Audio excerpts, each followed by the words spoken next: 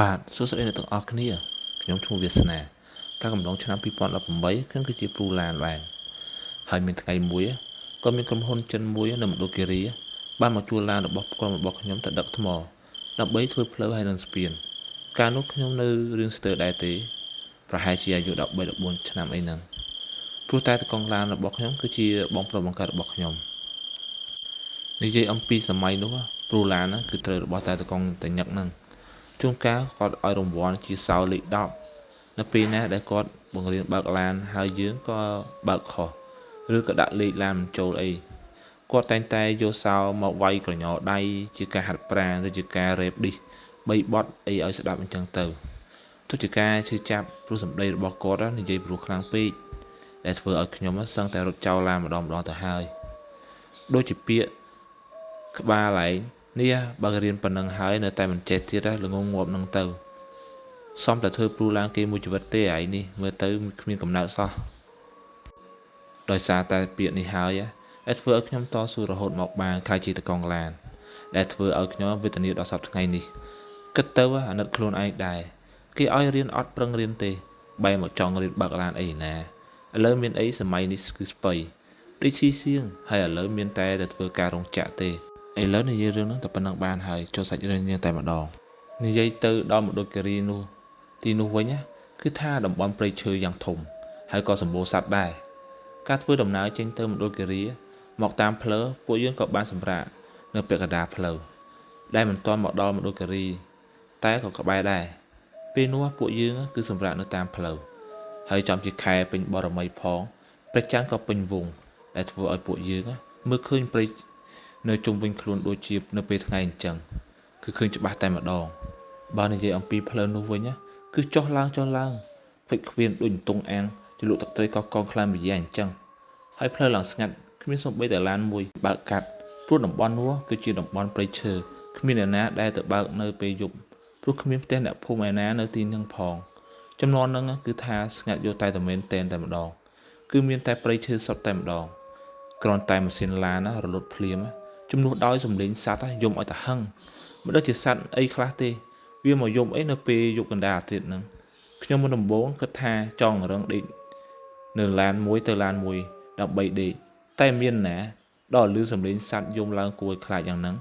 ហើយចាំកាលខ្ញុំក៏សុំបងប្រុសខ្ញុំឡើងទៅដេកជាមួយគាត់ដែរតែឆ្ងាញ់ត្រង់ថាបងប្រុសខ្ញុំក៏និយាយមកឡើងលយគាត់និយាយថាខ្លាចអីគ្រាន់តែសត្វយំប៉ុណ្ណឹងហ្នឹងវាមានតែស្អីវាពេលហ្នឹងខ្ញុំក៏និយាយរឿងលយដែរអញ្ចឹងបងឯងមិនទៅដេកនៅរឹងខាងក្រោមទៅទូខ្ញុំដេកនៅក្នុងឡានមានអីគាត់ថាអញមិនចេះដេកទេអញទម្លាប់ដេកនៅក្នុងឡានឲ្យអញទៅដេកនៅក្នុងរឹងអញដេកមិនលក់ឡើយតែដល់ខ្ញុំមើលទៅមុខគាត់ក៏មិនហ៊ានចោះទៅដេកដែរព្រោះអីខ្លាចដូចតែគ្នាហ្នឹងព្រោះអីពីមុនមកខ្ញុំក៏ឃើញគាត់ដេកទៅក្នុងរឹងដែរសោះ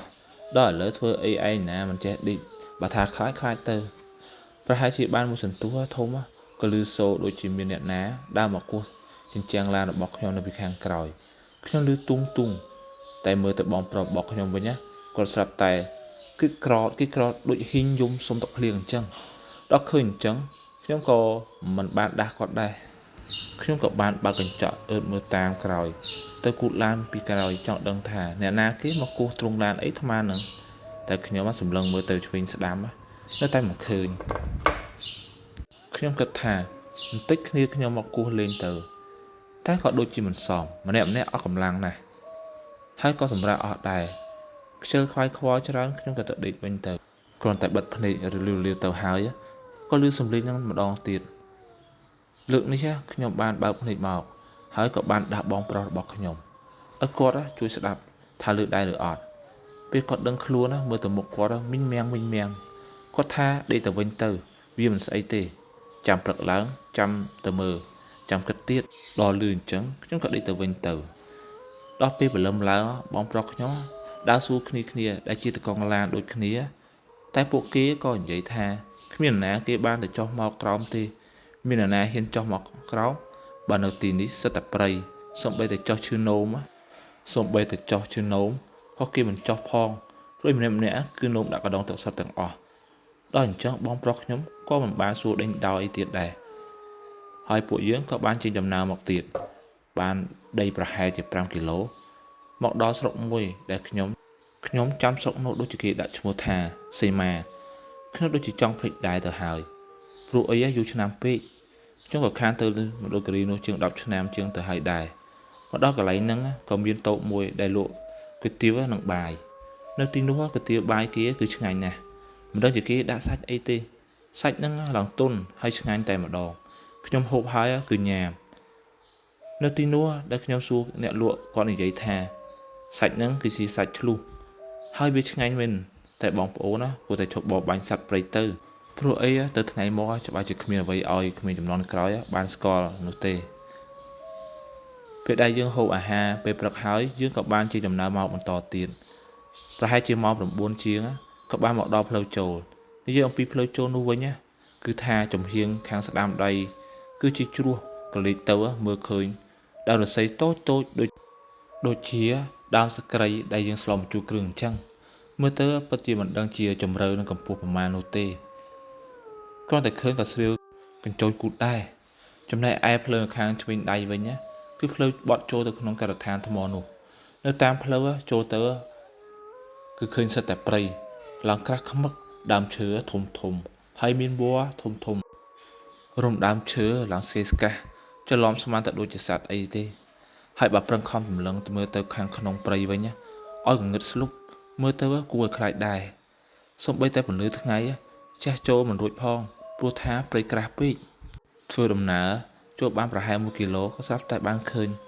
ភូមិបងប្អូនជនជាតិភាគតិចព្រោះខ្ញុំអាចសម្គាល់បានថាពួកគាត់ស្លៀកពាក់របៀបចងពងខ្លះក៏ស្លៀកខោអាវធម្មតាដូចយើងដែរចំណែកឯផ្ទះរបស់ពួកគាត់គឺធ្វើជាប់នឹងដីតែម្ដងរបៀបលក្ខណៈជញ្ជាំងផ្ទះរបស់ពួកគាត់គឺជាប់នឹងដីប្រហែលជាមួយចង្អាមអីហ្នឹងហើយក៏មានមនុស្សចាស់និងក្មេងៗបានលើកដៃហូរកញ្ជ្រៀវហាក់បីដូចជាពួកគេសប្បាយណាស់នៅពេលដែលបានឃើញឡានរបស់ពួកយើងកលេចចុះកលេចឡើងខ្ញុំក៏បានទៅកលេចចំអណ្ដូងទឹកដែលមានមនុស្សស្រីមានវ័យចំណាស់ប្រហែលជា40ឆ្នាំហើយកំពុងងូតទឹកពួកគាត់គ្មានបានអីបិទបាំងពីខាងលើទេគឺគាត់ប្រឡែងមកល្វែងលើយ៉ាងច្បាស់ចេះតែម្ដងខ្ញុំគ្រាន់តែឃើញភ្លាមងាកមុខវិញយ៉ាងលឿនបងប្រុសខ្ញុំវិញគាត់បាននិសោចនិយាយថាអានេះចេះលួចមើលមនុស្សចាស់ងូតទឹកទៅកើតខ្ញុំក៏មិនបានតបដែរប្រហែលនេះជាប្រពៃណីទំនៀមទម្លាប់របស់ពួកគាត់ហើយមើលទៅបើនិយាយគ្មានខ្លះវិញវារត់តាមឡានខ្ញុំតាមហិតផ្សែងឡានខ្ញុំដូចខ្ញុំពីក្មេងអញ្ចឹងយីក៏ទៅដូចគ្នាតែមកអាអូនបើកចេញពីភូមិនោះបានមួយសន្ទុះធំមកតាមផ្លូវក្នុងព្រៃខ្ញុំបានឃើញមានសត្វជាច្រើនតែខ្ញុំហាក់បីដូចជាមិនសូវស្គាល់សត្វអីខ្លះទេព្រោះខ្ញុំមិនធ្លាប់ឃើញសត្វដែលខ្ញុំជិះឡានឃើញសម្បូរជាងគេគឺសត្វស្លាបវាហើរទៅហើរមកហាក់បីដូចជាមិនដែលឃើញឡានដែលហើយមើលទៅប្រហែលដី5គីឡូ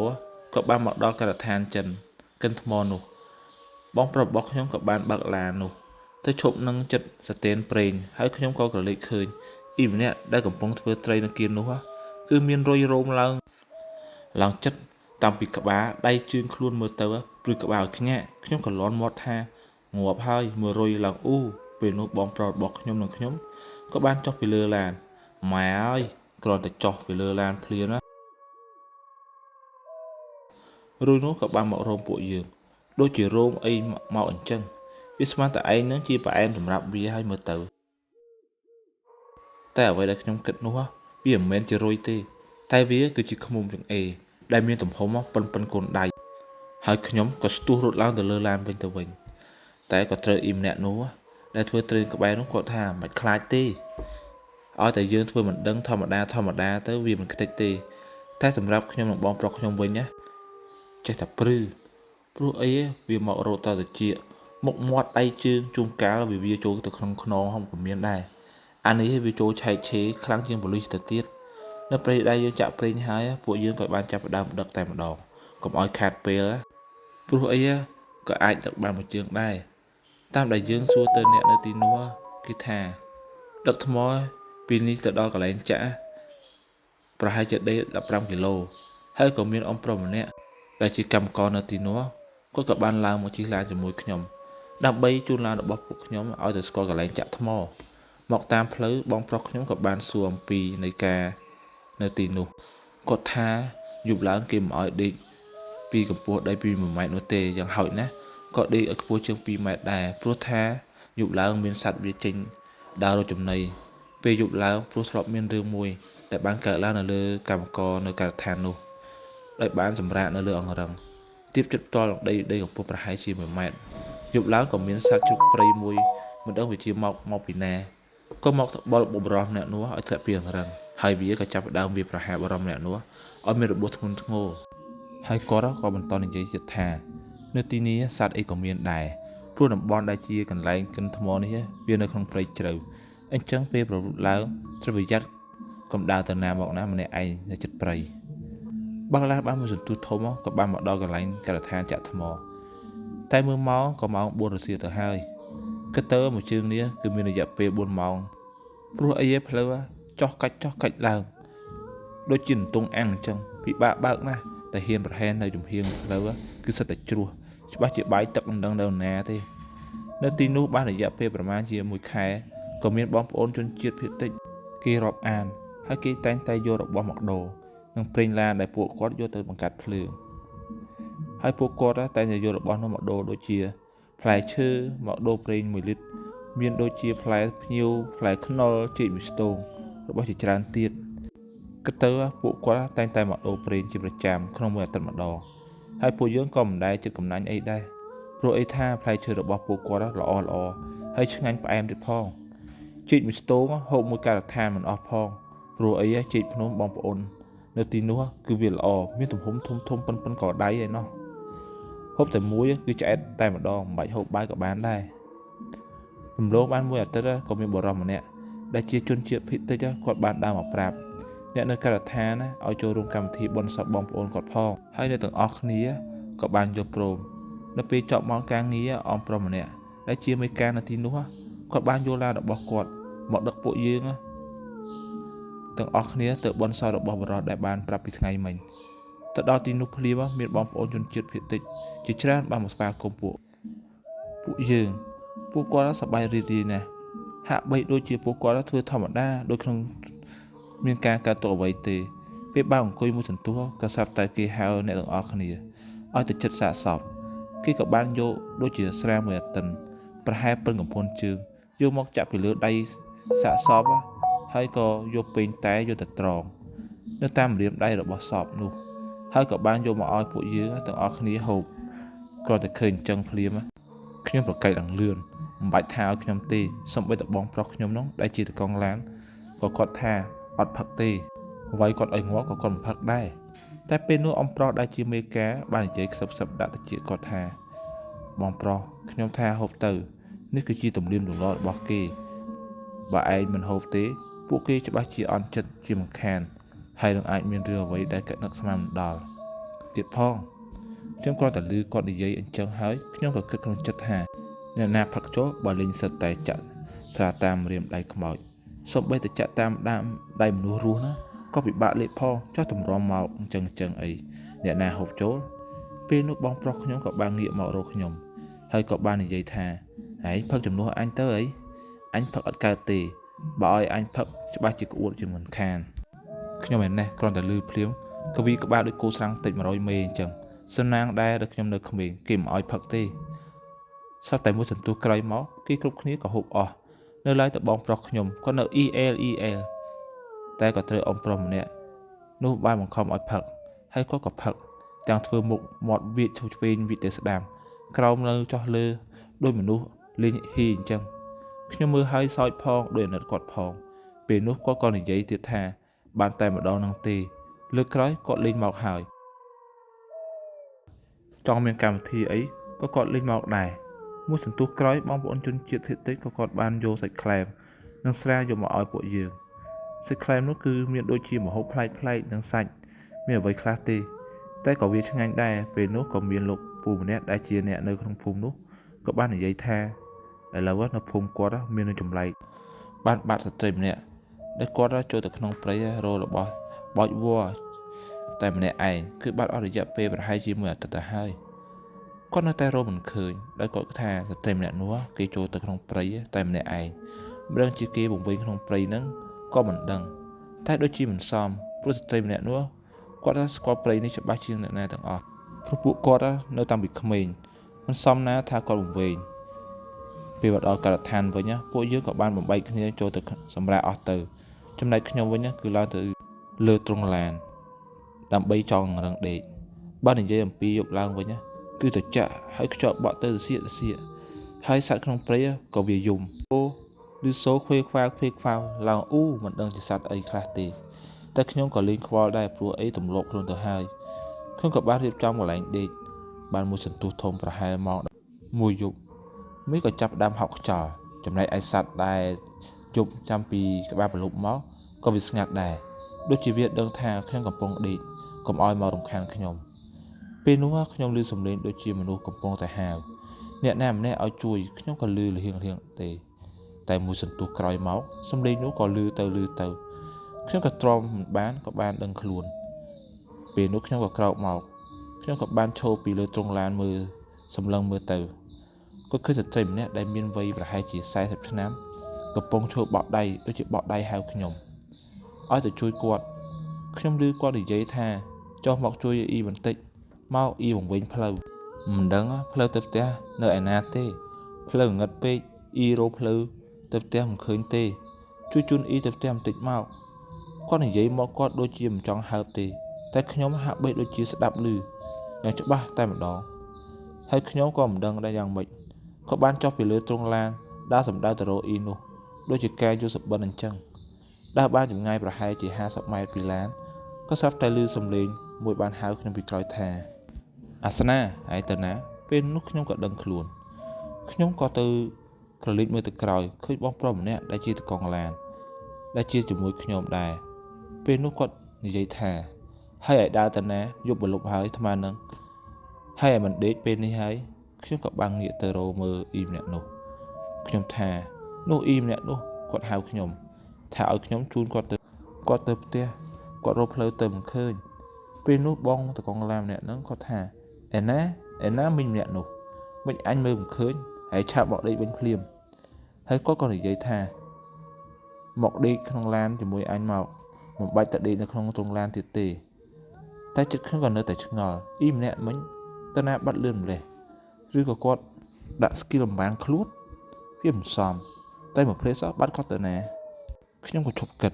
ហើយក៏ឡើងមកដេកជាមួយបងតកងឡាននោះបាត់ទៅពេលព្រឹកឡើងខ្ញុំក៏មិនបានយករឿងនោះទៅនិយាយអីជាមួយបងប្រុសខ្ញុំដែរថ្ងៃនេះគឺជាឡានរបស់ខ្ញុំបានជើងទី1គឺដាក់ថ្មបានមុនគេអញ្ចឹងពួកយើងក៏បានចេញដំណើរទៅមកតាមផ្លូវពេលព្រលឹមឡើងផ្លូវក៏វានៅដិតដាមទឹកសន្សើមពីយប់មិញធ្វើឲ្យយើងបានឃើញមានដានជើងសត្វជាច្រើនតែក៏បានត្រូវភ្ញាក់ផ្អើលនោះគឺមានដានជើងសត្វខ្លាទៀតផងដែលមានទំហំធំមើលទៅប្រហែលជាចង់ប៉ិនគោទៀតផងមើលទៅថ្ងៃនេះប្រហែលជាថ្ងៃហេងខ្លាំងហើយគាត់តែបានជើងទី1ពេលព្រលឹមឡើងឡានក៏ចាប់ផ្ដើមធ្វើទុកវាចាប់ផ្ដើមឮសំឡេងសូងងដូចមានន័យថាឡានខ្ញុំចាប់ផ្ដើមចូលខ្យល់ហើយបងប្រុសខ្ញុំគាត់និយាយថាតាំងពីមកទឹកដីនៅទីនេះលើកទី1ហើយដែលគាត់បានជើងមុនគេឥឡូវឡានមកធ្វើស៊ីផ្លូវភេទគាត់ទៀតគ្រាន់តែឡានរលត់ម៉ាស៊ីនភ្លាមពួកយើងក៏បានចុះពីលើឡានដល់ពេលចុះមកដល់សំឡេងសត្វយំឲ្យឡើងទៅហឹងរស់តែនិយាយគ្នាស្ដាប់សឹងតែមិនបានហើយមិនដឹងជាសត្វអីខ្លះទេវាយំទៅយំមកប្រហែលវាយំសារភាពស្នេហាហើយមិនដឹងឬក៏ជេរម៉ែគ្នាក៏មិនដឹងដែរខ្ញុំនិងបងប្រុសខ្ញុំក៏បំបះកាប៊ីនឡានដើម្បីសក់បូមដៃពេលនោះបងប្រុសរបស់ខ្ញុំក៏ឲ្យខ្ញុំឡើងទៅដេរឡានដែលគាត់គឺជាអ្នកសក់បូមដៃកំពុងតែដេរឡានរៀបបញ្ឆេះទៅហើយខ្ញុំក៏បាំងក្រឡេកទៅមើលឆ្វេងដៃរបស់ខ្ញុំក៏ឃើញស្ត្រីម្នាក់ដែលប្រហែលមុខកំពុងតែឈរមើលខ្ញុំពីចម្ងាយហើយគាត់ក៏ញញឹមស្ងួតមើលទៅពិតជាគួរខ្លាចតែម្ដងខ្ញុំឆ្ងល់ណាស់គាត់គឺជាអ្នកណាគេខ្ញុំក៏នឹកឃើញគឺជាស្ត្រីម្នាក់ដែលឲ្យខ្ញុំឃើញនៅយប់មិញដែលគាត់បានបក់ដៃហៅខ្ញុំជួយគាត់ហើយឥឡូវគាត់មកដល់ទីនេះដោយរបៀបណាចំណែកឯឡានខ្ញុំគឺនៅតែមិនព្រមឆេះហើយលឺសូវូតវាហាក់បីដូចជាមិនចង់ឆេះតតែសោះដល់ពេលខ្ញុំក៏លេចទៅមើលស្ត្រីម្នាក់នោះម្ដងទៀតគឺគាត់នៅតែឈរញញឹមមកដល់ខ្ញុំដដែលតែលើកនេះគឺបាសសក់តែម្ដងដែលគាត់ញញឹមមកចេញចង្គោមហើយសាច់របស់គាត់ ក៏សិតតែលូតឡើងចេញដូចជាសត្វប្រជៀវអញ្ចឹងគាត់ក៏បានយកដៃបក់ហៅខ្ញុំដល់តែពេលមើលដៃរបស់ស្ត្រីម្នាក់នោះគឺឃើញថាគឺដៃជាសត្វដៃសត្វដែលមានរោមក្រលេក្រឡាដូចជាសត្វដៃខ្លាអញ្ចឹងខ្ញុំគ្រាន់តែឃើញភ្លាមខ្ញុំក៏ស្ទុះលោតចេញពីលើឡានហើយក៏បានមកប្រាប់បងប្រុសរបស់ខ្ញុំឲ្យក៏លេចទៅមើលស្ត្រីម្នាក់នោះតែគាត់ក៏លេចទៅគឺបាត់ស្ត្រីនោះទៀតហើយមិនដឹងថាស្ត្រីម្នាក់នោះដាក់ស្គីលបំបាំងខ្លួនទៀតហើយក៏មិនដឹងគឺតែបំភ្លែតបាត់ស្ត្រីនោះភ្លាមតែម្ដងពេលនោះបងប្រុសរបស់ខ្ញុំក៏បានឲ្យខ្ញុំឡើងទៅដេកឡានម្ដងទៀតឡានក៏ស្រាប់តែឆេះហើយពួកយើងក៏បានចេញដំណើរទៅដើម្បីទៅចាក់ថ្ម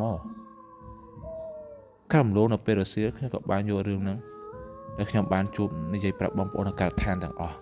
គេបាននិយាយថានោះប្រហែលជាព្រាយខ្លាហើយដែលខ្ញុំបានឃើញស្ត្រីម្នាក់ដែលតែងតែហៅខ្ញុំនោះប្រហែលជាស្ត្រីម្នាក់ព្រាយខ្លានោះស៊ីឲ្យមើលទៅនេះហើយជាលើកទី1របស់ខ្ញុំដែលបានជួបរឿងចម្លែកបែបនេះតើបងប្អូនជឿទេថា